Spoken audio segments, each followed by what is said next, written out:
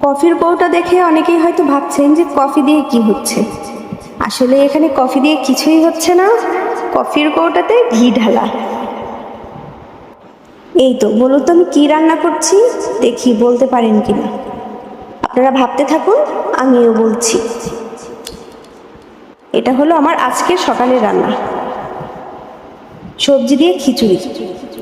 খুব তাড়াহুড়া করে রান্নাটা করতে হয়েছে, তাই আমি একদম ইজিভাবে করার ট্রাই করেছি।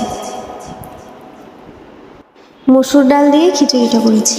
এই মসুর ডালের খিচুড়িটা পাতলা খিচুড়ি আমার খুবই পছন্দ, আর আমার হাজব্যান্ড পছন্দ করে না, উনি আজকে একটু বাসায় নেই। ভাবলাম তাহলে করি, আর বাসায় যারা যারা আছে সবাই খুব পছন্দ করি এই মসুর ডালের পাতলা খিচুড়ি। এখানে আমি সবজিগুলো তো মোটামুটি সিদ্ধ হয়ে গেছে, কারণ চাল আর ডাল দিলে পরে একদম বেশি সিদ্ধ হয়ে যাবে, চাল ডাল একদম মানে বেশি সিদ্ধ হয়ে যাবে, ভালো লাগবে না।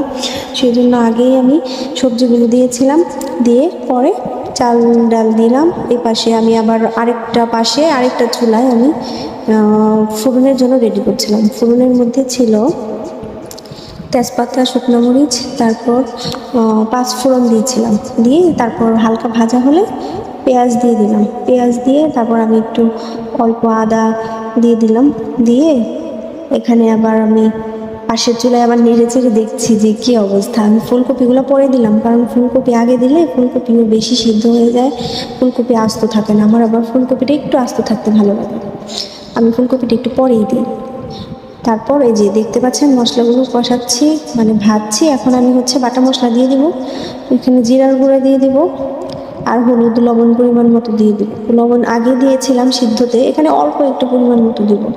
দিয়ে আমি ওই যেখানে ডাল চাল সবজি সিদ্ধ হচ্ছে সেখানে ঢেলে দেব। এই রান্নাটা আমি আসলে এভাবে ঢেলে দিই না কখনো, মানে আমার না ওই মোবাইলে অনেক রান্নার ভিডিও দেখি, তো দেখি যে কিভাবে ঢেলে দেয় অনেকে, আমার ভালো লাগে, একটু শিখলাম, দিলাম, ভালোই লাগে। তবে খাওয়ার টেস্টটা মনে হয় আমার কাছে ওইভাবেই বেশি ভালো লাগে। কী আর করা যাবে, যেহেতু হাতে খুবই কম সময় ছিল, তাই ঝটপট করে নিলাম।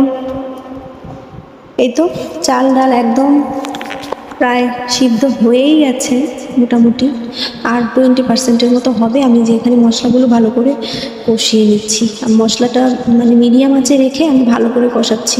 মশলাটাই এত সুন্দর স্মেল আসছিল, মানে মনে হচ্ছিল যে এখানে আমি যদি মাছ দিয়ে দেই, মানে মাছের ভুনা হয়ে যাবে, মাছের ভুনা তরকারি হয়ে যাবে। এই তো, তারপর আমি ওই পাশের চুলায় যে সিদ্ধ করছিলাম ওখানে আমি দিয়ে দিলাম। এই তো প্রায় রান্না শেষ, কিন্তু দুঃখের বিষয় আমি